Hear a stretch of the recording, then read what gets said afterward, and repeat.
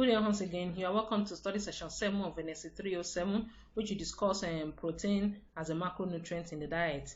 In the last study session, which is study session 6, we have discussed carbohydrates as a macronutrient. Please sit back and enjoy this lecture. At the end of this study session, we'll be able to describe the basic concept of protein, we'll be able to describe its digestion and absorption in the human body, we'll be able to describe how protein intake can affect health. You also will be able to describe the health effect of insufficient or excess intake of protein and how regulating protein intake is crucial for maintaining health. First, let's look at the structure of protein. On the screen, on your screen, you see the structure of the amino acids. And proteins are long chains of amino acids and are critical components of the cells. Proteins are made up of subunits, and these subunits that make up proteins are called amino acids. Although with healthful nutritious diet, you can actually get protein from other types of nutrients except meat. Proteins are interesting macromolecule because of the possibility of constructing a protein chemically is almost endless. Thus, proteins are very complex molecules. Proteins are made up of subunits, and the subunits that make up proteins are called amino acids. The amino part tells you that there's a nitrogen containing the amine part, and the acid tells you that there's an acidic portion which is present in protein, and that acidic portion is an organic acid. And by organic, I mean that it contains carbon, oxygen, and hydrogen. How do we make protein? The amount of protein in the body at a given point in time is determined by the synthesis and the degradation of proteins. And amino acids are joined together to make a protein by the peptide bond. This bond links the carboxyl end of the amino acid with the amino end of the next amino acid. So a peptide always has a free carboxyl end, and the order of the amino acid is determined by the DNA that encodes the messenger RNA during transcription, and then the RNA determines the amino acids in translation that occurs in the ribosomes.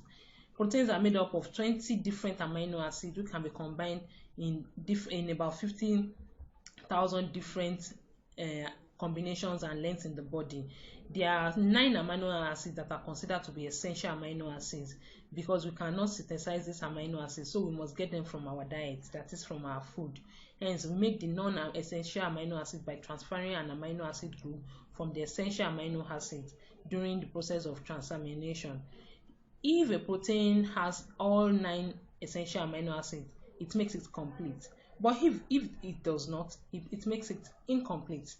Animal sources usually contain complete proteins, but vegetable protein sources may need to be combined to get all the essential amino acids. Soya beans, they are the most complete source of plant protein, but a meal of rice and beans too can also provide complete protein source, and this will supply complementary proteins from each source that could yield all 9 amino acids. Let's look at the level of organizational structure of protein. Protein has about 4 levels. We have the primary structure, and which is the sequence of the amino acid. The secondary structure is due to hydrogen binding because between the amino acids, and different amino acids binds to each other and change the shape. And the third level structure, which is the tertiary structure, is the 3-dimensional structure of the entire protein in a fluid. Adding other proteins together gives us the 4th level structure of protein. Proteins can uncoil by breaking the hydrogen bonds between them when heated or exposed to acid, and this is called denaturation. For example, egg proteins solidify when they are heated and also make curdles when exposed to acid like lemon juice.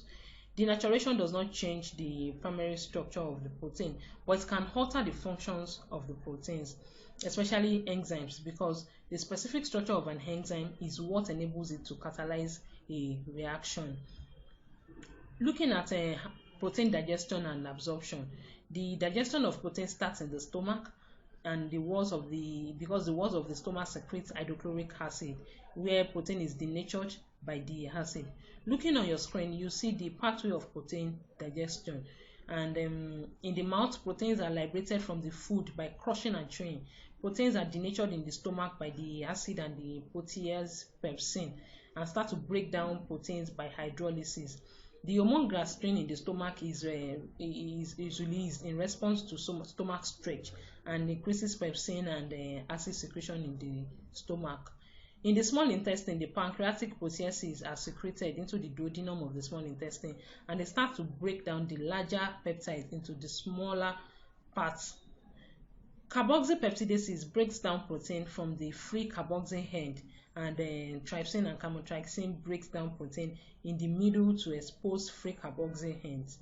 The cells that line the small intestine have an active transport mechanism for taking up amino acids.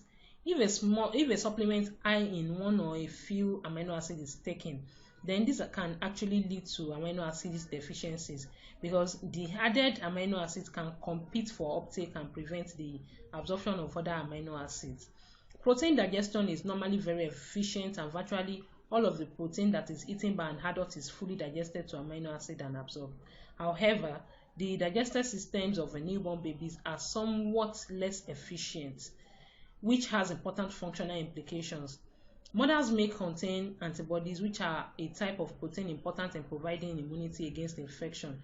If the infant's digestive system were as efficient as that of an adult, these antibodies will be digested like any other protein. However, a slightly less efficient digestive system allows the antibodies to remain intact and to pass from the gut into the bloodstream, so providing essential immunity for the new baby. However, other proteins such as those in cow milk also pass through the baby's bloodstream undigested and can be the source of some allergies for food intolerances later in life. Artificial formula for babies are designed to minimize these risks, but this is an important reason in favor of breastfeeding where possible. Looking at protein balance and in human body and the recommended dietary allowance for protein, the blood vessels that pass close to the digestive system and collect the amino acid absorbed from the small intestine travel first to the liver. The liver appears to monitor the amounts of the different amino acids in the blood, and it is in the liver that some amino acids can be converted chemically from one type to another to fulfill the body requirements for the synthesis of its whole protein. Normal human diet does not contain the exact mixture of amino acid that the body needs, and so this interconversion is a vital part of the body metabolism. The percentage of the total energy intake that should come from protein is between 10 to 35%. Children, adolescents, pregnant mothers, and athletes may require more protein during the periods of growth and development. Excess protein and its effect in the body. There's no way of storing large quantities of amino acids in the human body. So if more are present in the blood than are needed, the surplus ones are broken down and then removed from the body. Excess proteins result into high cholesterol in the body. High protein intake is associated with high cholesterol, particularly for people who consume protein from animal sources. Substituting fruits and vegetables along with whole grains reduce the risk of heart diseases. High protein diets have also been associated with calcium loss and can increase the risk for kidney disease. But the usual limit is no more than 2 grams per day per kilogram of body weight of protein. Looking at nitrogen balance. In an healthy body, there should be a balance between the input of nitrogen to the body and its output. The input is mostly from protein, though some other foods may contain small quantities of nitrogen too.